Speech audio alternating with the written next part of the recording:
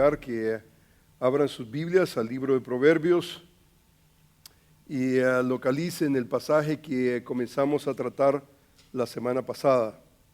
La semana pasada comenzamos a tratar con este pasaje de la Escritura y el día de hoy vamos a avanzar. Vamos a tratar la manera de aprovechar el tiempo que tenemos para crecer en esta porción bíblica, una porción definitivamente preciosa. Y vamos a ver si la tecnología nos funciona. Ustedes saben que estamos, ¿verdad?, en construcción, todo ese balcón. Espero que no se caiga, ¿verdad? Así que, hermana, estás allá atrás. Yo te diría que te vengas más adelante, no te creas. Eso no se cae, pero de todas maneras estamos trabajando en lo que es el balcón y ya pronto, ¿pueden ver eso ahí, hermanos? ¿Sí lo ven? Muy bien, entonces pronto esta pared va a salir a un lado y también eventualmente a este lado. Estamos tratando una manera de hacer espacio y quiero que mantengan en oración a nuestro hermano Jaime, que es el encargado del proyecto, y también Manuel. Manuel es el ingeniero. Oren para que el Señor les pueda dar a ellos, especialmente en este momento, la capacidad para poder avanzar en el proyecto que tenemos. Muy bien, estamos, hermanos, en el tema de la avaricia y el libro de Proverbios. El tema de la avaricia, y vamos a tratar de avanzar. El día de hoy yo estoy asumiendo que la mayoría de nosotros estuvimos la semana pasada para por lo menos versarnos un poco en lo que el libro de Proverbios tiene que decirnos en cuanto al tema. Básicamente es la agenda que hemos venido tratando. Hemos contemplado una definición básica de lo que es avaricia. Hemos observado también la avaricia en el libro de Proverbios. Nos hemos concentrado en un pasaje de la Escritura al cual vamos a hacer alusión en unos momentos. Hemos observado también la avaricia a través de la Escritura en general. Es importante no solamente ver el libro en sí mismo, un pasaje de la Escritura, pero verlo a través de la revelación progresiva de Dios. Y hemos observado también no solamente un ejemplo, singularizamos un ejemplo de avaricia en la Escritura que nos enseña mucho, pero hemos también observado en cierta manera el antídoto para la avaricia. Hemos hablado, por ejemplo, de la avaricia. ¿Qué es la avaricia? Hemos dicho que la avaricia es un afán desmedido, es básicamente un deseo que va más allá de lo normal por querer, por poseer. El materialismo básicamente va de la mano con esa realidad. Gracias, hermanito, gracias, muy bien. Y entonces cuando pensamos nosotros en la avaricia, nuevamente tiene que ver con ese afán, tiene que ver con ese deseo desmedido por poseer, atesorar, acumular. Nuevamente la mentalidad, por ejemplo, del avaro es que tiene no solamente ese deseo desordenado, pero como se dice en inglés, enough is not enough. ¿No es cierto? O sea, suficiente no es suficiente, tenemos y queremos más, y entonces tratamos de acumular más, y entonces el avaro usualmente se vuelve tacaño y se vuelve miserable también. Y la avaricia y la codicia hemos dicho que son primas hermanas. Básicamente son consideradas, especialmente en las Escrituras, como sinónimos. Y hemos observado también, por ejemplo, este corto muy interesante que tiene que ver con la codicia. La codicia es ese amor desmedido por las cosas materiales. Por extensión, básicamente podemos decir que no es solamente el aspecto de las cosas, pero también puede ser alguien codicioso por el poder, por la posición, puede ser tal vez el sexo, puede ser el placer, pueden ser tantas cosas. La codicia básicamente destruye al hombre. La codicia es ese deseo de tener, deseo de querer más y más. Y entonces es nuevamente un concepto hedonista. Hemos hablado del hedonismo. El hedonismo básicamente secular es terriblemente malo, porque hedonismo, ¿qué cosa es? Es el deseo, es el placer, buscar el placer. Pero, digamos, hablar del hedonismo cristiano es correcto. Porque el hedonismo cristiano, el hedonismo bíblico, ¿qué es lo que nos habla? ¿Qué es lo que nos dice? Nuestro placer está en Dios. Nuestro placer, nuestro mayor deseo está en Dios. Entonces podemos convertir el hedonismo en algo que realmente es agradable delante de nuestro Dios. Pero el hedonismo secular, el hedonismo humanista, lo que busca básicamente es el placer por sí mismo. Hemos hablado, por ejemplo, en esta definición de avaricia, que las personas avaras básicamente no se conforman con lo que tienen y siempre quieren más y están buscando la satisfacción. No es necesariamente en Dios, la satisfacción es en las cosas que poseen. Y hemos hablado, por ejemplo, en nuestra literatura, digamos, la literatura en español, tenemos nosotros adagios, proverbios que tienen que ver con la avaricia. Hablábamos la semana pasada, por ejemplo, guarda el avaro su dinero para que lo derroche el heredero. Y hay como rima, ¿no es cierto? O sea, nuestra literatura de alguna manera se encarga en capturar esas anomalías y entonces de alguna manera hilvana estos proverbios para darle, digamos, al hablante oportunidades de poder concebir lo que es la avaricia. Hemos hablado sobre esto y el pasaje principal que hemos tratado está en el libro de Proverbios, y el libro de Proverbios en una manera muy pero muy metafórica, pintoresca, nos enseña en cuanto a la perspectiva de la avaricia. Dice, por ejemplo, el capítulo 23, cuando te sientes a comer con un señor, considera bien lo que está delante de ti y pon cuchillo a tu garganta. Si tiene gran apetito, no codicies sus manjares delicados, porque es pan engañoso. Es pan engañoso. No te afanes por hacerte rico. ¿Qué tiene que ver el afán de hacerte rico con el versículo 1 y 2? Esto lo observábamos la semana pasada. No vamos a capitalizar en esto, pero necesito que podamos tener por lo menos una fresco en nuestra memoria para lograr progresar en nuestro estudio. Dice, no te afanes por hacerte rico. Sé prudente y desiste. ¿Has de poner tus ojos en las riquezas, siendo nada, ningunas? Porque se harán alas como alas de águila y volarán al cielo. Dice, no comas pan con el avaro. No comas pan con el avaro. Ni codicies sus manjares. Porque ¿cuál es su pensamiento en su corazón? Tal es él. Bebe, dice, tal es él, come y bebe, te dirá, mas su corazón no está contigo. Vomitarás la parte que comiste y perderás tus suaves palabras.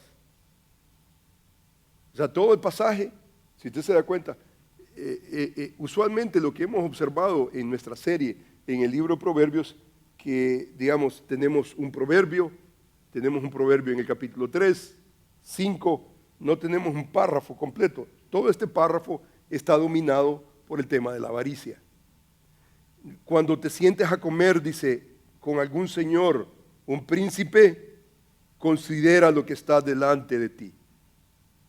O sea que esto no es ética, digamos, cómo sentarnos a la mesa, cómo, digamos, aprovechar el momento de un banquete.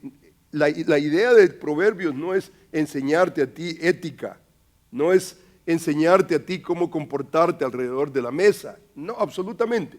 Dice, pon cuchillo en tu garganta. Dice, si tienes gran apetito, no codicies sus manjares delicados, porque es pan, dice, de engaño. Es un pan engañoso. O sea que está comenzando a desarrollar la analogía, la metáfora, la idea, por ejemplo, del banquete. Dice, cuando te sientes a comer con algún señor, dice, considera, dice bien lo que está delante de ti y pon cuchillo en tu garganta. O sea, esto hemos hablado de que es mutilación. O sea, el Señor que está a la mesa, ¿quién es? El Señor que está en la mesa comienza a describirse. Dice, no codicies sus manjares delicados, porque es pan engañoso. Pan, ¿qué es lo que me está poniendo en la mesa? ¿Me está poniendo una hamburguesa engañosa? ¿Un taco engañoso? ¿Una torta engañosa? No, esto tiene que ver más con el concepto de un pan. Este es un pan engañoso. Dice la Escritura, no te afanes por hacerte rico. Sé prudente, desiste. Has de poner tus ojos en las riquezas siendo ningunas. Entonces comienza a introducir ese concepto de las riquezas. Y entonces vemos la clave en el versículo 6. No comas pan con el avaro. Al parecer, este señor es avaro y ha tendido la mesa. Y ha tendido la mesa ante un presunto que no sabemos. No sabemos quién es ese individuo. Pero este señor no es solamente un señor, la palabra tiene que ver con un príncipe, con un dignatario, una persona especial, tal vez con gran, tal vez opulencia, tiene la capacidad de tender la mesa y entonces dice, mira, dice, cuando te sientes con un señor avaro, dice, considera lo que está delante de ti. Considéralo, piénsalo y pon cuchillo en tu garganta. ¿Por qué? Porque es pan de engaño. El avaro, ¿qué es lo que anda buscando? El avaro está tratando la manera de convencer a un presunto, tal vez un joven, a hacerse rico y hacerse rico a toda costa. Y el libro de Proverbios nos enseña, desiste. Dice la Escritura en una manera concreta, no codicies. Un imperativo, no codicies. Dice, sé prudente, desiste. O sea que esa es la postura del libro de Proverbios. El libro de Proverbios ante la avaricia es, mira, run. Corre. No permitas, no entretengas. Mira, al final, ¿sabes dónde vas a terminar? Dice, vomitarás la parte que comiste. ¿Por qué? Te va a indigestar. O sea, y esto no es el estómago, sino tu mente, tu corazón. Luego después vas a comenzar a pensar cómo hacerse rico. Y entonces comenzar a ver la vida solamente a través de un lente. Y el lente es riqueza. Y entonces este pasaje en el libro de Proverbios es altamente instrumental. La semana pasada observamos este pasaje con más detenimiento. El día de hoy lo que me gustaría, especialmente a la luz de la conversación que surgió después del estudio bíblico. Por ejemplo, alguien me preguntó después del estudio bíblico, ¿qué acerca de la prosperidad? ¿Cómo nosotros asumimos en medio de la avaricia la prosperidad? ¿Cómo nosotros manejamos esa realidad? Y entonces lo que vamos a hacer el día de hoy es que vamos a tratar la manera de poner en la ecuación, en la avaricia, en el libro de Proverbios, vamos a tratar la manera de procesar el concepto de la prosperidad. La prosperidad. Porque entonces, si yo no voy a seguir la avaricia, entonces ¿qué me toca? Ser pobre. O sea, esa es la opción. O sea, esa es la opción de las Escrituras. Y entonces vamos a tratar la manera, hermanos, de observar este concepto que tiene que ver nuevamente con la prosperidad. Entonces, prosperidad. Podemos definir que la prosperidad tiene que ver con la acumulación de riqueza material. Una persona próspera es una persona que tiene bienes. De alguna manera, la pregunta que surge ¿es moralmente bueno, bíblicamente correcto, aumentar en prosperidad? O sea, avaricia, prosperidad. De alguna manera nosotros como creyentes tenemos que aprender a filtrar cada categoría a través de todo el consejo de Dios. O sea, cuando abrimos la escritura, ¿el tema es solamente avaricia y cuidado con la avaricia?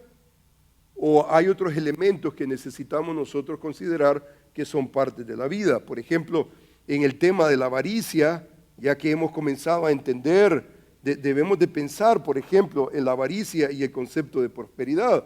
Y bajo un lente ético bíblico, ¿es correcto o es incorrecto aumentar en riquezas materiales? O sea que cuando vemos a una persona progresar, ser próspera, ¿hay problema? ¿Cómo nosotros, digamos, lo procesamos en nuestra mente? O sea, ¿está en pecado?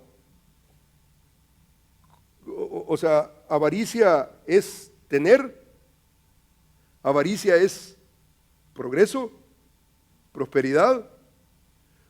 O sea, creo que la pregunta clave es la siguiente. Yo creo que esta es la pregunta clave en el concepto de la avaricia y la prosperidad. Conforme a las Escrituras, ¿es la pobreza más agradable a Dios que la riqueza? Entonces lo que vamos a hacer es que vamos a comenzar esta pregunta. O sea, conforme a las Escrituras, usted abre la palabra. ¿Es la pobreza más agradable a Dios que la riqueza o es la riqueza más agradable a Dios que la pobreza? Vamos a comenzar con nuestra hermana Génesis. ¿Cómo responderías tú a esa pregunta, Génesis? O sea, ¿es agradable a Dios, o sea, una persona pobre o una persona rica? Conforme en tu criterio, en tu, digamos, concepto.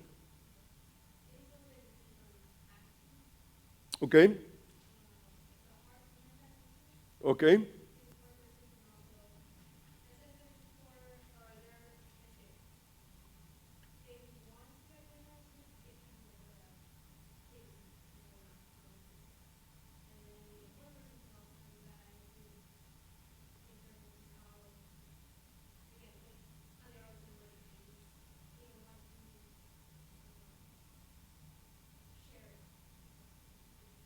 Ok, ok, very good. No sé si entendieron, pero para resumir lo que dice Génesis, digamos, no depende tanto de tener o no tener, sino que ella está usando la palabra actitud. La actitud que la persona tiene ante lo que tiene o lo que no tiene. Muy bien, Félix, ¿qué piensas, hermano Félix?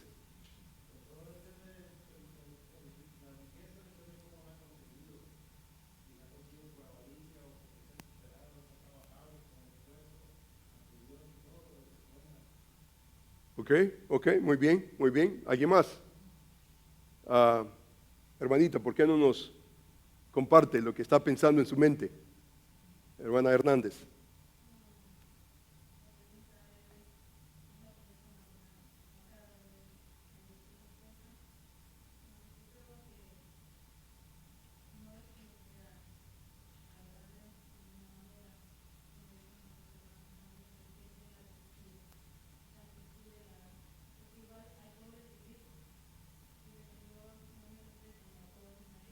Ok,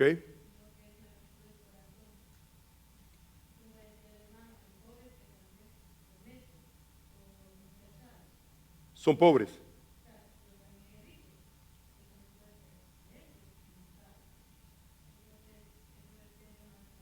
Ok,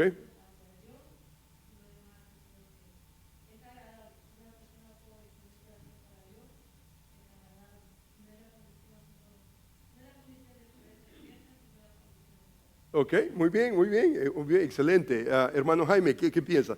¿Vos crees que está bien la hermana? ¿No? Como más o menos. ¿Cuáles son, what's your thoughts? Your ideas? A ver, háblanos, convérsanos. ¿Ok?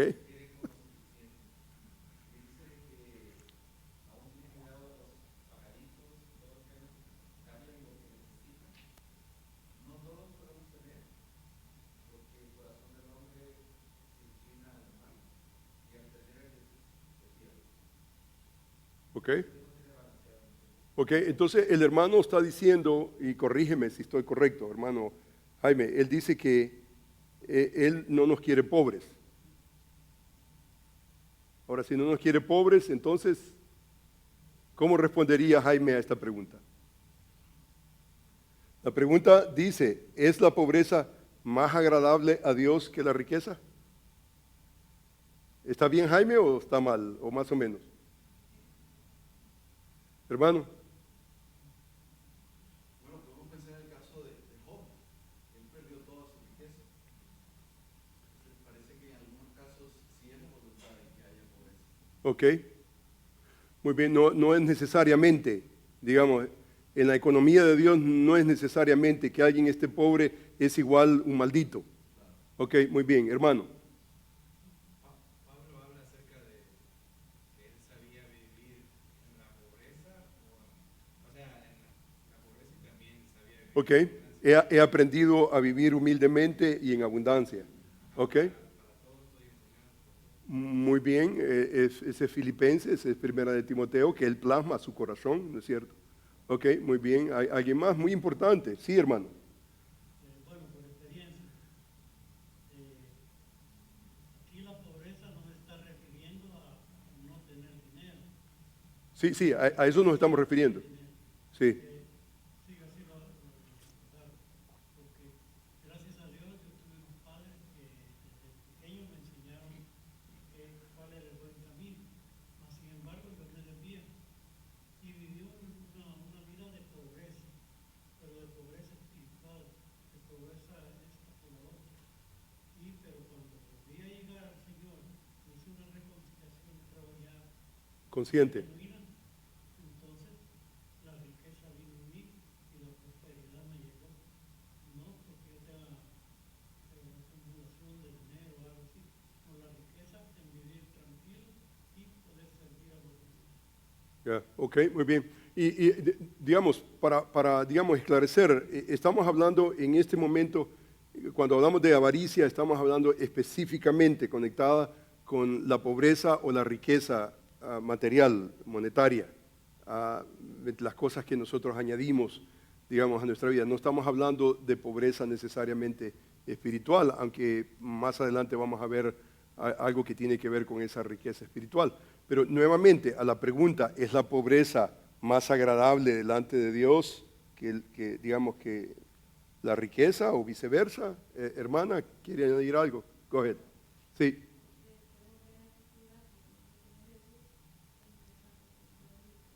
Ok, muy bien, excelente, muy bien.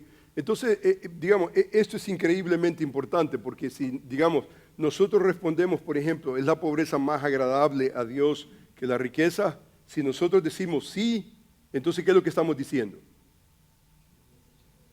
Lo que nosotros estamos diciendo es que si la pobreza es más agradable para Dios, entonces debemos de buscar maneras de cómo ser pobres.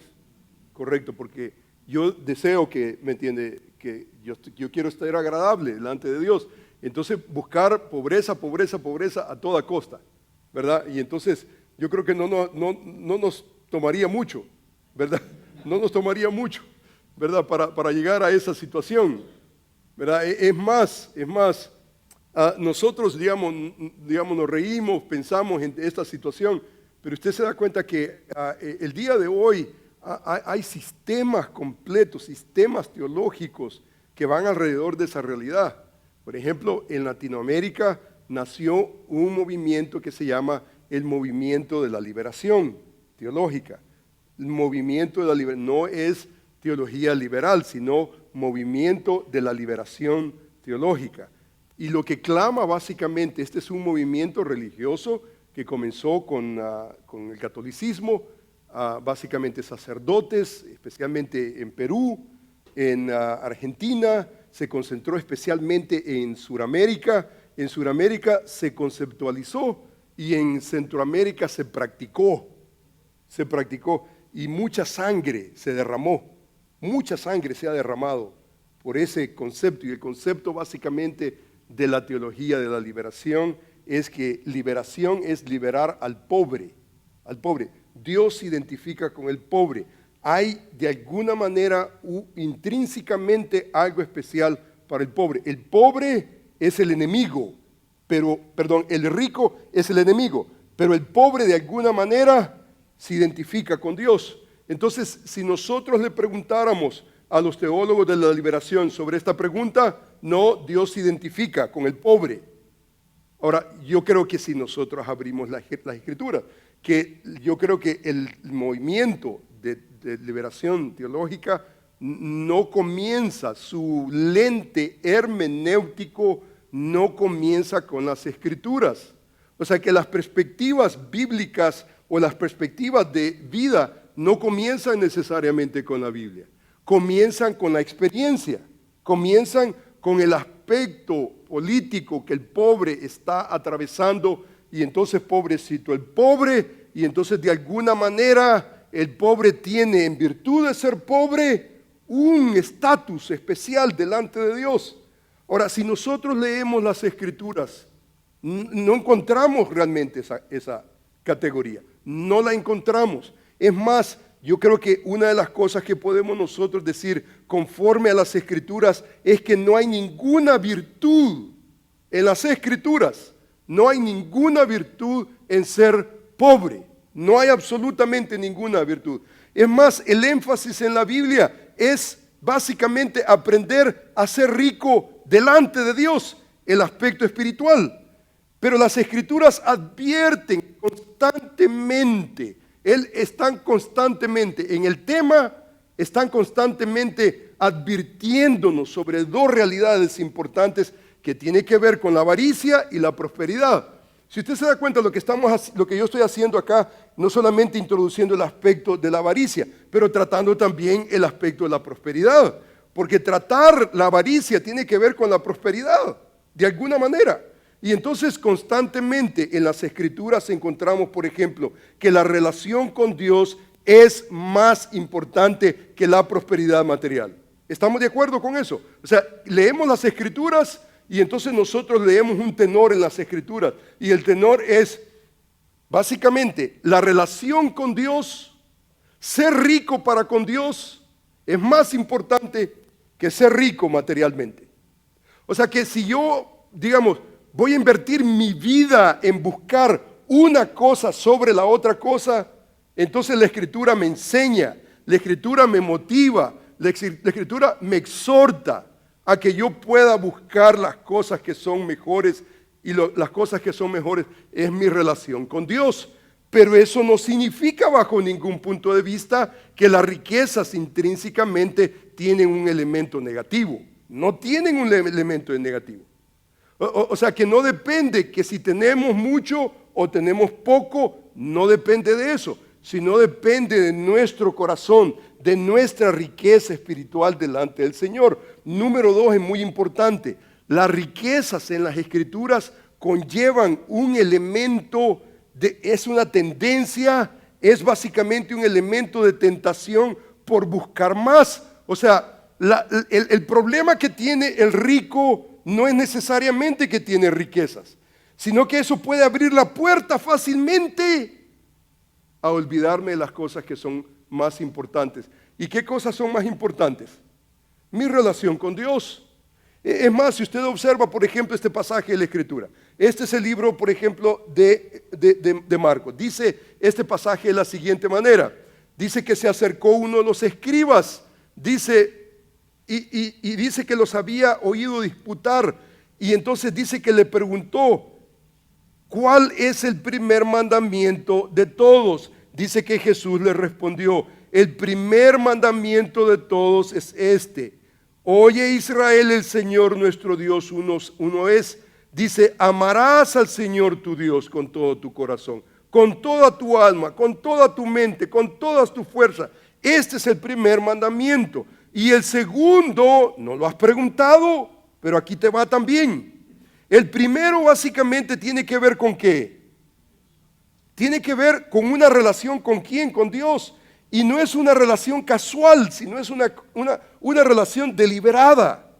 Dice que amarás al Señor tu Dios no casualmente, sino con todo tu corazón. Esto es intensidad, con toda tu alma. Esto es intensidad, con toda tu... Esto es intensidad, con toda... Esto es intensidad. O sea, ¿cómo vamos a amar a Dios? Intensamente. Y el segundo es semejante, amarás a tu prójimo. Ahora, si el primer mandamiento tiene que ver con mi relación con el Señor, el segundo tiene que ver con mi relación con mi prójimo. ¿Correcto? Entonces, si usted se da cuenta, de alguna manera yo necesito registrar. Es cierto que el pasaje no habla de prosperidad, no habla de avaricia, pero me habla de lo importante de la vida. Si usted se da cuenta, Jesús está resumiendo el Antiguo Testamento y lo está resumiendo en 2 versículos bíblicos, en 2 mandamientos, primero y segundo, que los dos son relacionales, los dos son altamente relacionales. Uno en relación a Dios, el otro en relación a la gente. Entonces, de alguna manera, eso me pone a mí, a todo creyente, eso lo pone en un aspecto de prioridad. Esa es prioridad.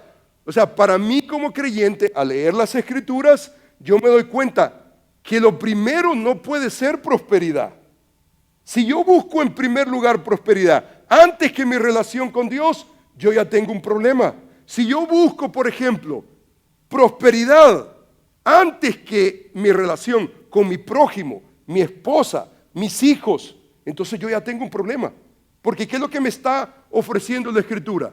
Lo que la Escritura me está ofreciendo es que todo creyente tiene una tabla de valores interna en su corazón.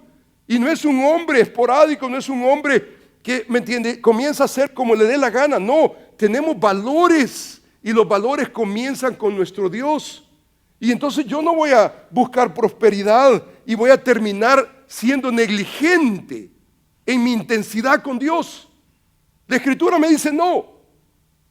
Si tú buscas más el dinero que Dios y tu esposa y tus hijos y tus hermanos, entonces ya nosotros estamos cayendo en una línea. Ya estamos nosotros cruzando una línea muy finita. Comenzamos a buscar lo que nosotros no deberíamos de buscar. Yo personalmente yo no tengo problema, por ejemplo, con alguien que tenga dinero, alguien, es más, al entender el tema, como lo vamos a observar, o sea, intrínsecamente no hay problema directamente en la materia, en el dinero, no hay, pero tiene sus peligros, especialmente el rico. Y esa es una realidad. Por ejemplo, usted invierte, por ejemplo, en el world marketing, por ejemplo, usted invierte, digamos, y entonces hace una inversión, digamos, qué sé yo, de $10,000.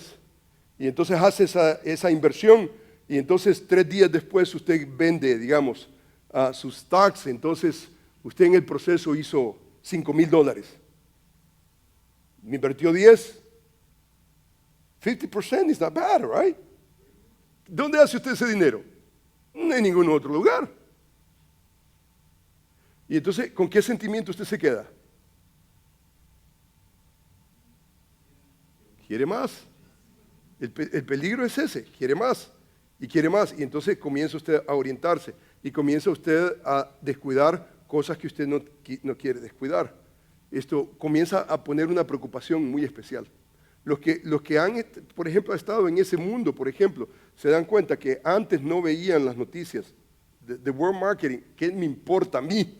Pero si usted ya tiene $10,000 metido, lo primero que va a hacer, ¿qué cosa es? No leer su Biblia, sino leer el periódico para ver cómo está el marketing. ¿Me entiende? O sea, ¿por qué? Porque ese es enticing, ¿cómo se dice? Ese es luring, ¿cómo se dice? Esto es llamativo, ¿verdad? Esto nos llama la atención.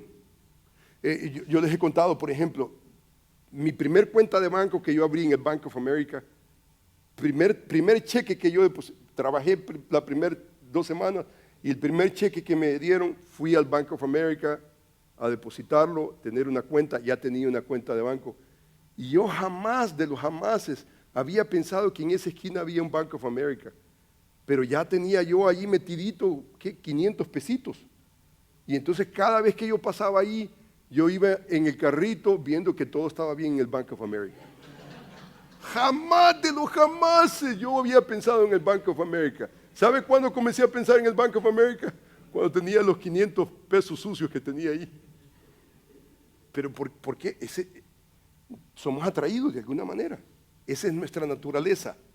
Y entonces tenemos, y entonces de alguna manera queremos más.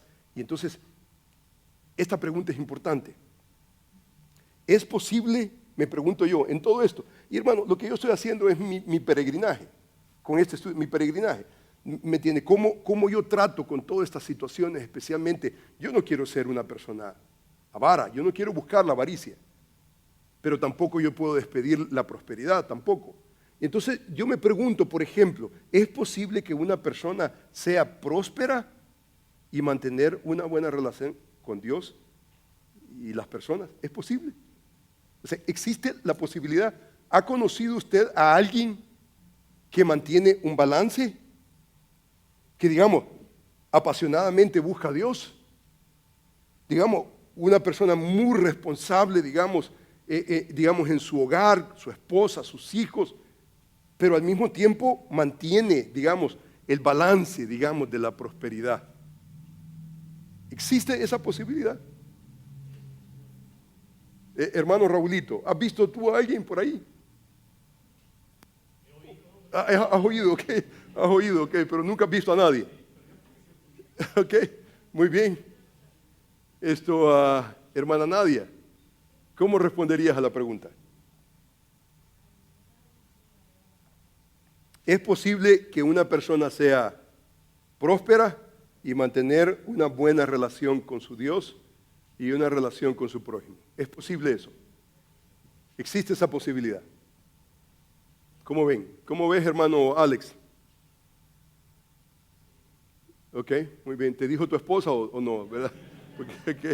Ok, muy bien.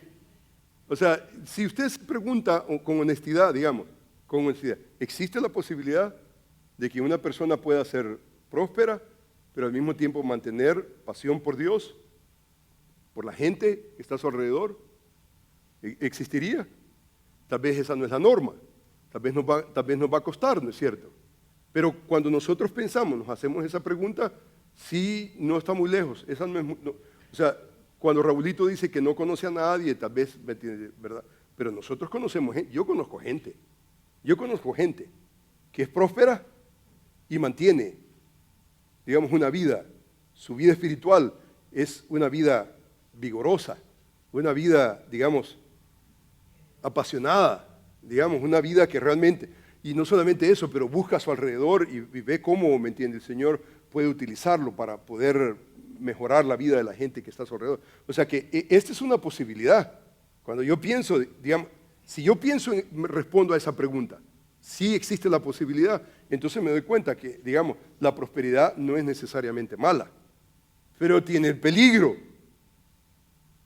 El peligro está ahí. Y yo necesito vivir en esa tensión. De alguna manera necesito vivir en esa tensión. Por ejemplo, dice la Escritura, el que hurtaba no hurte más, sino que trabaje, dice, haciendo con sus manos lo que es bueno, para que tenga que compartir con el que padece necesidad.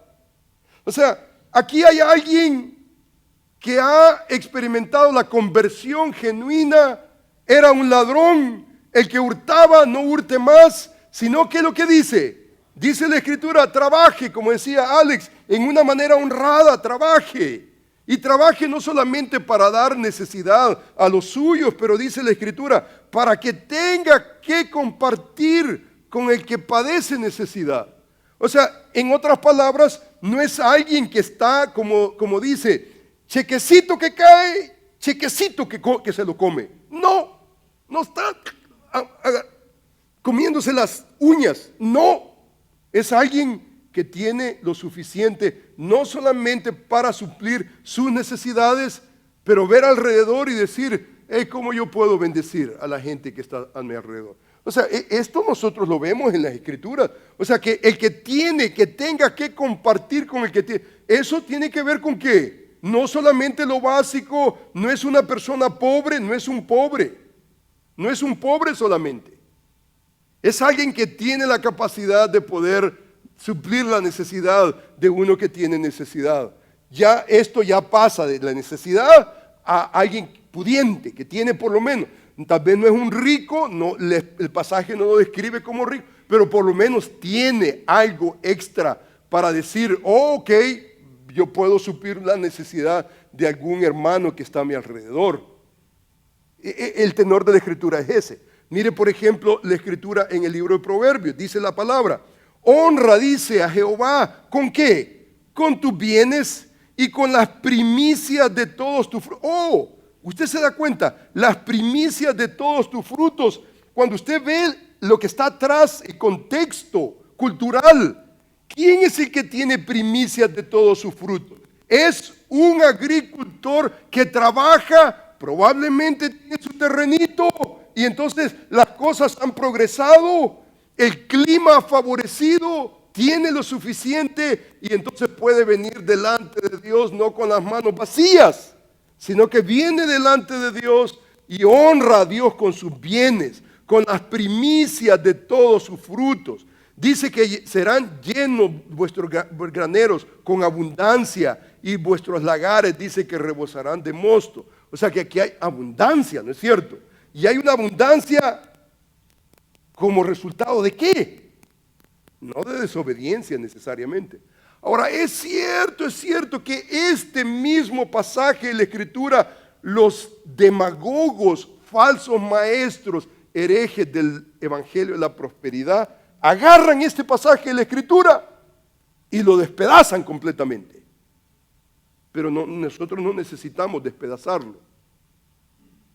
Es más, yo tengo una palabra para alguno de ustedes que está tratando con el Evangelio de la Prosperidad, que yo creo que esa es parte de la palabra prosperidad, ¿correcto? Pero nuevamente la Escritura dice, por ejemplo, en el libro de Proverbios, a Jehová presta al que da al pobre. Entonces, si usted va a dar al pobre, ¿quién es el que presta? Es el rico. ¿Y hay algún problema con el rico? No hay ningún problema con el rico. Dice que a Jehová presta. Ahora, esto es algo, hermanos, irónico en cierta manera. ¿Por qué irónico? Ese pasaje. ¿Por qué es irónico? Es increíble la ironía del pasaje bíblico. ¿Por qué? Porque nosotros somos mayordomos y en capacidad de mayordomos nosotros no somos dueños. El único dueño es Dios. Pero imagínate qué irónico que el que le da al pobre dice que le presta a Jehová. Increíble pensamiento. Y dice la Escritura, y el bien que ha hecho se lo devolverá a pagar. O sea, Dios está ahí. O sea, esto no es pobreza necesariamente. Esta no es pobreza. Esta es la economía de Dios. Dice, hay quien todo el día codicia, pero el justo da y no detiene su mano. Ese es Proverbio. El que da al pobre no tendrá pobrezas, mas el que aparta sus ojos tendrá muchas maldiciones. O sea, Proverbios no tiene problema, por ejemplo. Proverbios tiene problema con la avaricia, no con la prosperidad. La avaricia sí, no la prosperidad. Pero cuando hablamos de la avaricia necesitamos pensar en la prosperidad, porque la prosperidad tiene ese elemento peligroso. De repente Dios comienza a progresarnos, a prosperarnos, y entonces comenzamos a enamorarnos más de las cosas que el que da. Y ahí ya cruzamos la línea. Y ahí ya tenemos problemas. Pero en sí mismo la prosperidad no es necesariamente el problema. Las riquezas en sí mismo no es el problema. Es más, la Biblia nos advierte constantemente sobre ese peligro del materialismo, pero al mismo tiempo no nos prohíbe abandonar, por ejemplo, la prosperidad de ninguna manera. O sea, nos hace ver el peligro del materialismo. Nos hace ver, mira, mira, si vas a ser próspero y vas a buscar esa dirección, no hay problema, conforme a la Escritura, no hay problema, pero existe ese peligro de desviarnos. Por ejemplo, este es 1 de Timoteo capítulo 6. Y en 1 de Timoteo capítulo 6, ¿qué es lo que encontramos? Si usted se da cuenta, ya el apóstol está terminando la carta, y entonces está terminando la carta y le habla a diferentes grupos, por lo menos 3 grupos. Si usted lee el capítulo 6, no tenemos tiempo hoy para leerlo, pero si usted abre capítulo 6 de Primera de Timoteo, usted se da cuenta que Pablo le habla a los pobres, le habla a los que quieren ser ricos y le habla a los que son ricos. Muy interesante. Cuando usted llegue a la casa, vaya a leer ese pasaje con la mentalidad, Pablo le habla a los pobres y pregúntese, ¿qué le dice a los pobres? Usted se va a dar cuenta, muy interesante. ¿Y qué le dice a los que quieren ser ricos? ¿Y qué le dice a los ricos? Mire lo que le dice a los ricos, porque este es nuestro tema en este momento. No son necesariamente los pobres ni los que quieren ser ricos, pero usted se da cuenta, dice los ricos, mire lo que dice el versículo 17. A los ricos de este siglo manda. A los ricos de este siglo manda. O sea, Timoteo, tienes que educar a la congregación y tienes que mandar a la congregación.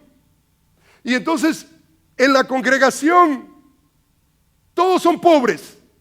No todos son pobres. En la congregación hay pobres. Y en el versículo 6 le habla a los pobres.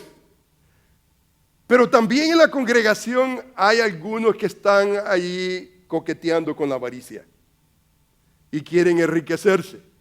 Y raíz de todos los males es el amor al dinero.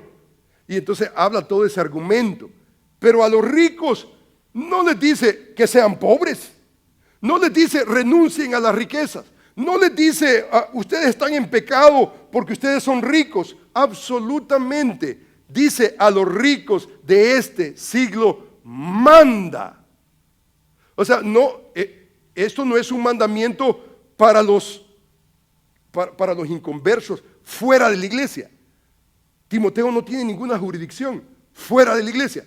Pero dentro de la iglesia, a los hermanos que han gozado del privilegio de la conversión en Cristo Jesús, los que han sido regenerados por la sangre de Jesucristo, sean pobres o sean ricos, Pablo tiene una instrucción y les dice a los ricos de este siglo, manda que no pongan, dice, su esperanza en las riquezas, las cuales son inciertas, sino en ¿qué? En el Dios vivo. En el Dios vivo. O sea, al rico no le dice, vende todo lo que tienes. Al rico no le dice, renuncia a tus riquezas. No, lo que le dice, mira, tu confianza no está en el checking account que tienes en el Bank of America. Tu confianza no es esa. Las riquezas, ¿qué dice la Escritura? Son inciertas. Pero nuestro Dios no es incierto. Nuestro Dios es confiable. He is reliable. Yo puedo confiar en Él. Yo puedo confiar en Él. Y dice la Escritura, si usted se da cuenta, está hablando a los ricos, porque los ricos tienen la tendencia, tengo una cuenta de banco, estoy tranquilo, no tengo de qué preocuparme. Y entonces de repente, hoy vienen a pedir tu alma y lo que has acumulado, ¿para quién será? Y ¡pum! Un ataque al corazón. O sea, es muy incierto. Y entonces la tendencia para el rico es confiar en su riqueza. Y Pablo le está diciendo, mira, mándale a los ricos de este siglo, que la confianza no puede ser en la riqueza. La confianza tiene que ser en el Dios vivo. Dice que nos da todas las cosas en abundancia. Y es para que las disfrutemos. O sea, uno de los propósitos de las riquezas no es solamente invertirlas, no es solamente ahorrarlas, no es solamente gastarlas, pero dice el versículo bíblico para que las disfrutemos. Y yo creo que todo rico debe de pensar en términos. Yo creo que debería de pensar en estos términos. Usted tiene un presupuesto y en el presupuesto usted tiene, por ejemplo, que cualquier creyente debería de pensar, por ejemplo, en la economía de Dios. Yo le doy a mi Dios, yo tengo que pagar mi mortgage, tengo que pagar mi carro, tengo que pagar aseguranza, tengo que pagar, todo. Y yo creo que el hombre de Dios debería de pensar en términos, este dinero es es exclusivamente para ahorro, esto es para inversión, esto debería de ser para disfrutar. No solamente de la familia, eso es natural, eso cualquier incrédulo hace eso, pero ¿qué es lo que hace un creyente? ¿Qué es lo que hace un creyente en cuestión de disfrutar? O sea, ¿sabes qué? Con mi familia es casi a given, ¿no es cierto? Casi es de asumirlo. Pero ¿qué es lo que hace un hombre rico? Aprende a disfrutar, no solamente con los suyos, pero más allá. Y no solamente eso, pero dice, que hagan bien, que sean ricos en buenas obras, dadivosos, generosos. Y si usted se da cuenta, todo esto, que hagan bien, que sean ricos en buenas obras, dadivosos, generosos.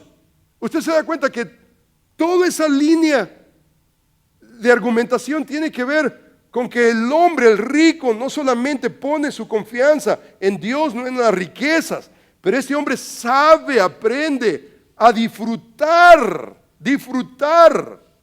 No está pensando solamente acumular, tengo que tener más y más y más, sino que tiene la capacidad de disfrutar abiertamente. Y usted se da cuenta, hay hermanos que les cuesta eso. Y usted debería de preguntarse, ¿estoy yo abrazando la avaricia o la generosidad? Si usted no tiene la capacidad de gozar, dice usted, estos $100, yo voy a invitar al hermano Luis. El hermano Luis predicó el domingo pasado y el Señor tocó mi corazón. ¿Sabe qué, hermano Luis? Con su familia vamos a ir a comer. Hay hermanos que no tienen esa capacidad. Están viendo oh my God, 100 pesitos no, yo lo puedo usar para una inversión aquí. ¿Cómo? No tienen la capacidad.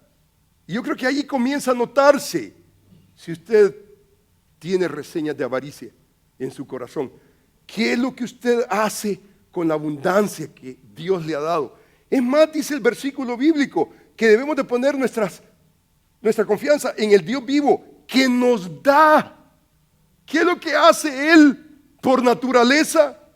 De tal manera amó Dios al mundo que dio lo que nadie podía darnos. Pero aparte de eso, aparte de su Hijo Jesucristo, Él nos da todas las cosas para que nosotros las disfrutemos, y no solamente para que las disfrutemos, pero para que seamos abundantemente dadivosos, generosos. Nosotros deberíamos de estar en the look, viendo oportunidades a nuestro alrededor. Por ejemplo, hay hermanos en la congregación que usted le dice, hay una oportunidad, por ejemplo, para poder invertir en el reino, en misiones, vamos a tal lugar, y son los primeros que están buscando oportunidades. No están, que no me vaya a ver el pastor porque si no me va a pedir $100 para misiones, sino que están buscando la oportunidad. No hay avaricia, hay generosidad. El antídoto que yo encuentro en las Escrituras para tratar con la avaricia es la generosidad. Ser generoso. Y eso se aprende. Eso se aprende. Usted va al restaurante con alguien y ¿quién es el que se apunta primero para ir a pagar? Ahí es donde comienza a verse. Ahora, si alguien lo invitó, usted no tiene que ponerse de pie, ¿verdad? Para ir pero que de natural usted tiene que buscar esas oportunidades, porque esas son oportunidades hermosas, especiales, para poder probar realmente lo que hay en nuestro corazón. O sea, si usted se da cuenta, por ejemplo, la Escritura es increíblemente clara. Dice en la Escritura, no hagáis tesoros, dice, en la tierra, donde la polilla, el orín, dice, corrompen, donde ladrones minan y hurtan. Dice, sino haceos tesoros, dice, en el cielo, no en la tierra, sino en el cielo. Donde la polilla ni el orín corrompen, donde ladrones no minan, porque donde está vuestro tesoro, ahí, dice, estará vuestro corazón. O sea que este es un asunto de corazón. Es un asunto de una perspectiva. Es más, si usted se da cuenta, el siguiente versículo dice, la lámpara del cuerpo, ¿qué cosa es? Es el ojo. Esto tiene que ver con una perspectiva divina. Hacer tesoros no en la tierra, sino en el cielo. Es más, dice el versículo 24, ninguno puede servir a dos señores, porque aborrecerá al uno, amará al otro, estimará al uno o menospreciará al otro. No podéis servir a Dios y a las riquezas. Esto no cancela la realidad de que Dios nos abunda en prosperidad. Esto no cancela bajo ningún punto de vista la realidad. Cuando vemos este pasaje bíblico, este es un elemento de instrucción de parte del Señor Jesús sobre crear una perspectiva divina, un ojo no malo, sino una perspectiva, una visión del reino. Hacer tesoros en el cielo, y tiene que ver con el asunto del corazón. En el Antiguo Testamento nosotros encontramos una advertencia, y esta yo creo que es la advertencia que cruza a través de todo el Antiguo y Nuevo Testamento. Esta es la advertencia que encontramos en el libro de Deuteronomio. Dice la Escritura, cuídate de no olvidarte de Jehová, dice tu Dios, para cumplir sus mandamientos, decretos, estatutos que Él ordenó hoy. Cuídate, cuídate. Hermano, cuídate. Dice el versículo 18, acuérdate, acuérdate. Es muy interesante que aquí hay básicamente un bracket muy interesante. Todo lo que tiene que ver adentro de ese bracket, todo lo que tiene que ver con lo que estamos hablando en este momento. Cuídate, acuérdate de Jehová tu Dios, porque Él te da poder para hacer las riquezas, a fin de confirmar su pacto que juró a sus padres como en este día. O sea, cuídate, acuérdate, Jehová tu Dios es el que te da poder para hacer riqueza. O sea que riquezas intrínsecamente no es el problema. ¿Cuál es el problema? Mire el problema aquí. Aquí viene, comenzando desde el versículo 12 al versículo 17. No suceda, dice, que comas, te sacies, edificas buenas casas, en que habites, tus vacas, ovejas aumenten, plata, oro, se multipliquen, y todo lo que tuvieres aumente. Y el problema está acá.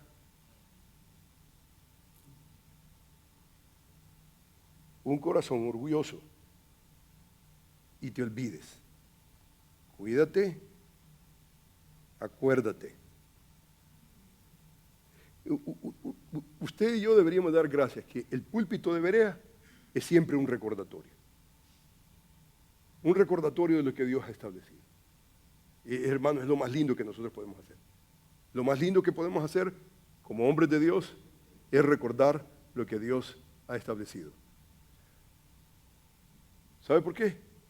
Porque se nos olvida. Nuestro problema es de olvido. Y cuando nos olvidamos, nuestro corazón se enorgullece. Nuestro corazón comienza a pensar. Y entonces terminamos mal. Yo he contado, por ejemplo, cuando yo estaba chiquito, la vecina se murió. Una vecina mía, ya ancianita, se murió y decía la gente, se murió de olvido. Y yo pensaba de chiquito, ¿cómo es que se olvida? ¿Quién se muere de olvido? Nadie se muere de olvido. Pero lo que pasó con la viejita es que la sacaban todas las mañanas, la sacaban afuera y en un dado día se les olvidó meterla. O sea que se murió de olvido la pobrecita. O sea, se les olvidó y entonces murió allá, imagínate, interpedia la pobre. O sea, la realidad, hermanos, la realidad es que nosotros tenemos el peligro de olvidarnos de lo más fundamental de la vida. O sea, y ¿sabe dónde ocurre eso? ¿Sabe cuándo ocurre eso? Ocurre eso cuando estamos comidos, saciados, edificamos casa, cuando tenemos vaquitas y ovejitas y plata y oro, se multiplican, aumentan, y entonces nuestro corazón se enorgullece y entonces olvidamos de Jehová, nuestro Dios, que te sacó. Él ha sido misericordioso, que te hizo caminar por el desierto. Dice la Escritura que te sustentó Eso es lo que hizo Dios. Dios hizo esas cosas, te sustentó. Dice la Escritura, que digas en tu corazón, mi poder, la fuerza de mi mano me ha traído esta riqueza. Cuando tú dices eso, ¿eso qué cosa es? Un corazón enaltecido. El problema no es el tener. El problema es mantener lo que debemos de mantener siempre. Tenemos que mantener una relación sana con Dios. Yo creo firmemente, muy firmemente, que hay hermanos que no pueden disfrutar del progreso. Si progresan, se enferman, ya no vienen a la iglesia, se olvidan absolutamente de todo. Se olvidan completamente de todo. Y no pueden prosperar. O sea, la bendición de Dios viene a ser una desgracia. Y entonces, cuando, por ejemplo, hermanos me dicen, pastor, ore para que este trabajo me salga. Y si me sale, entonces voy a estar a otro nivel. Y yo en mi mente digo ya van pasando 2 veces. Y en las 2 veces que va pasando, agarra el trabajo, triplica su salario y se olvida de Dios. Mejor decir, Señor, que aprenda, pobre, que aprenda a depender de Dios y a cuidar su corazón, que aprenda. Porque ¿qué es lo que nosotros hacemos? Lo del necio. Le dijo uno de la multitud, di a mi hermano que comparta la herencia conmigo. Él le dijo, hombre, ¿quién me ha puesto como partidor, como juez entre vosotros? Y dice que le dijo, mirad, guardaos de toda avaricia, porque la vida del hombre no consiste en la abundancia de los bienes que posee. También le refirió una parábola diciendo, la heredad de un hombre rico había producido mucho, y él pensaba dentro de sí diciendo, ¿qué haré porque no tengo dónde guardar mis frutos? Esto haré, derribaré mis graneros, los edificaré mayores, y allí guardaré. O sea, este es un hombre necio. Ensanchar más, acumular más y más y más. Y entonces dice la Escritura, pero Dios le dijo, necio, esta noche vienen a pedir tu alma, y lo que has provisto, ¿de quién será? Así es el que hace tesoros para sí y no es rico para con Dios. Este es un rico avaro, le llama necio. Este es realmente un necio. Y entonces hay un peligro, no hay duda que hay un peligro. En la prosperidad hay un peligro. Y lo que la Escritura nos enseña no es hacernos ricos. La Escritura, el tenor de la Escritura no es a toda costa tienes que ser rico, rico. No, el tenor de la Escritura es busca al Señor mientras puede ser hallado. Ama al Señor apasionadamente, ámalo con todas tus fuerzas. Mantén tus prioridades en orden, mantén eso.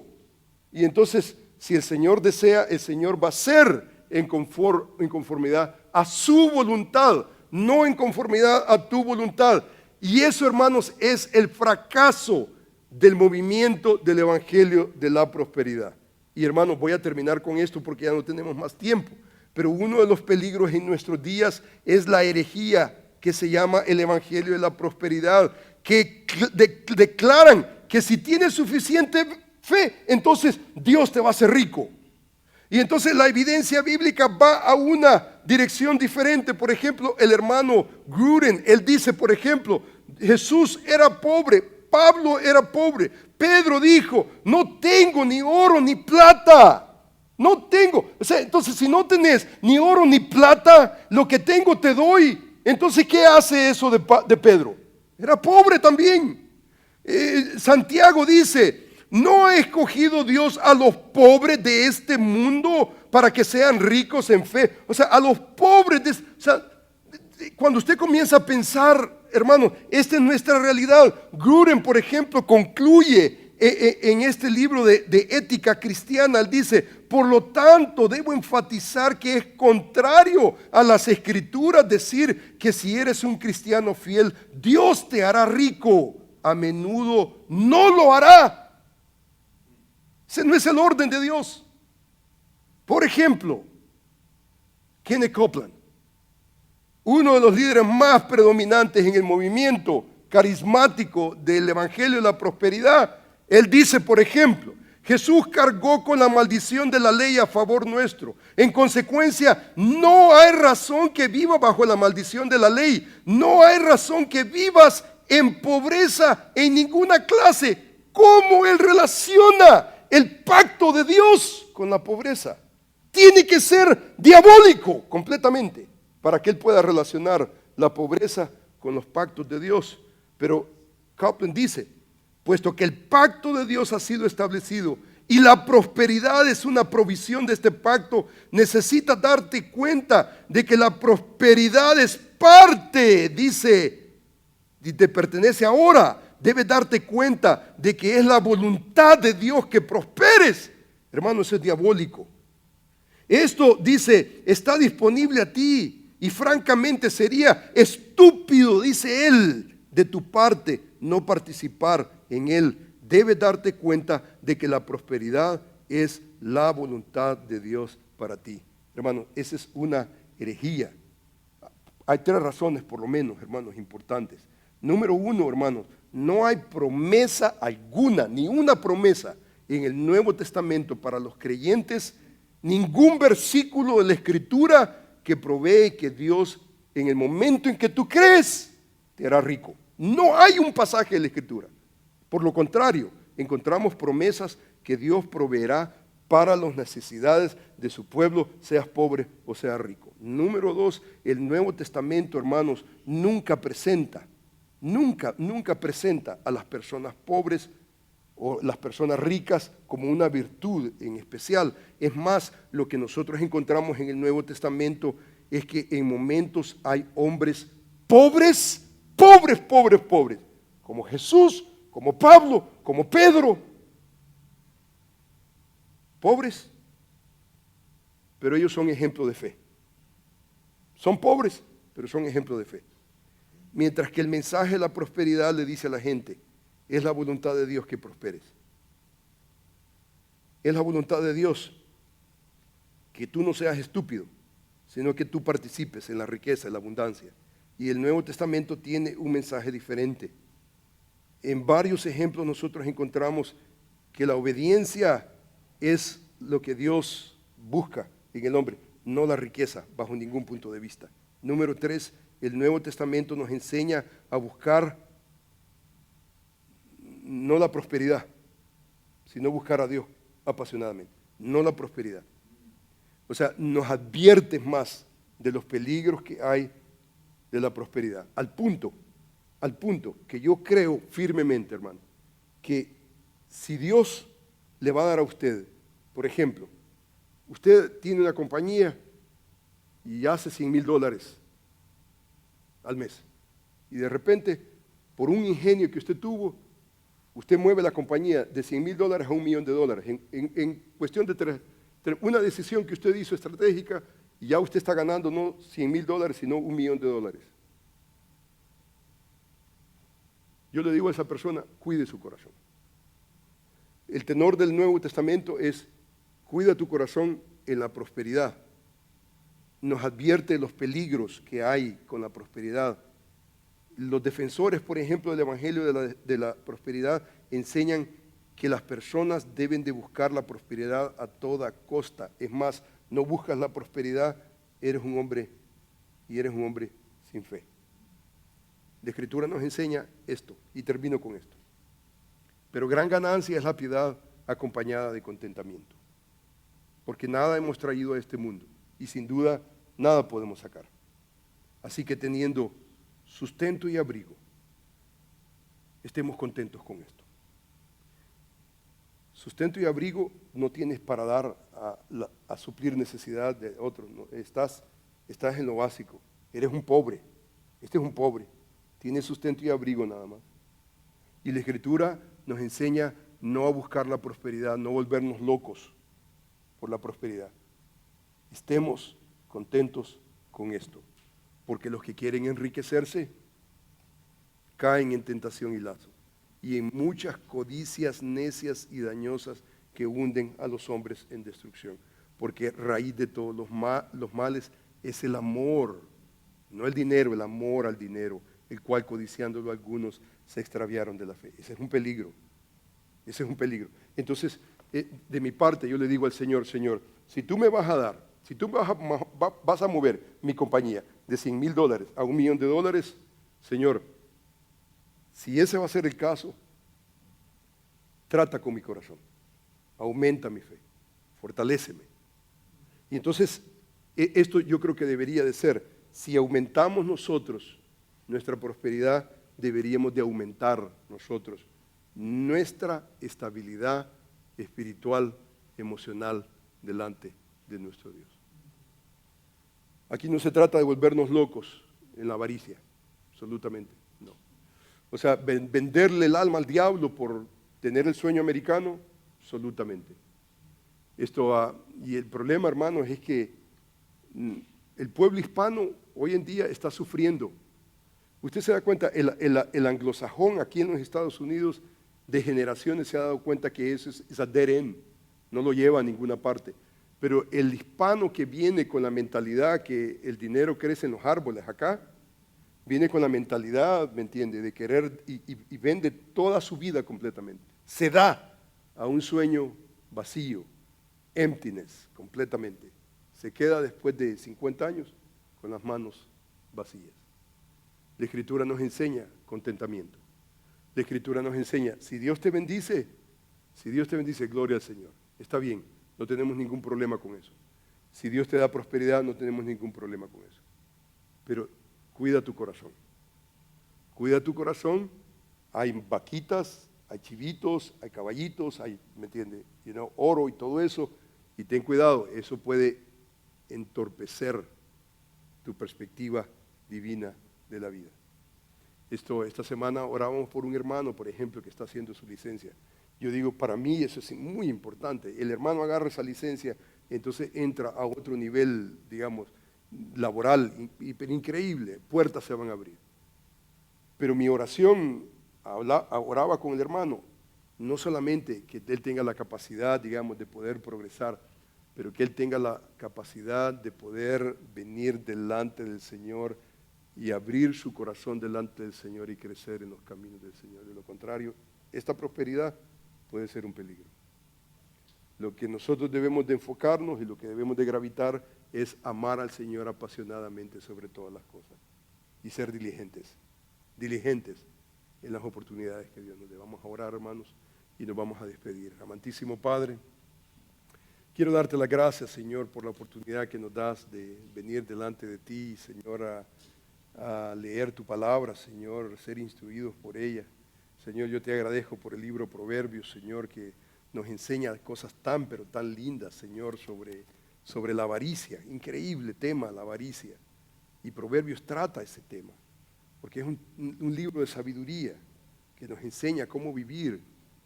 Y yo te alabo, yo te glorifico y te doy gracias. Y Señor, yo quiero agradecerte también por mis hermanos que están visitando de Trujillo. Señor, Perú, Señor, yo quiero agradecerte por la vida de ellos. Gracias por mi hermano que se está graduando, Señor, en este año. Gracias te doy por la bendición que le has dado. Gracias por lo que tú estás haciendo allá, Señor, en Perú, en su vida, a través de su vida. Gracias por este seminario que están comenzando, Señor, para capacitar a otros hombres para el ministerio. Señor, dale gracia a mi hermano, dale sabiduría a él, a su esposa. Señor, cólmalo de mucha bendición espiritual, abúndale, Señor, y que ellos, Señor, puedan, Padre bendito, hacer la contribución, Señor, que tú tienes preparado para ellos, Señor. Yo te bendigo, te alabo, te doy gracias por lo que ellos están haciendo en ese rincón del mundo. Bendícelos ricamente, Señor.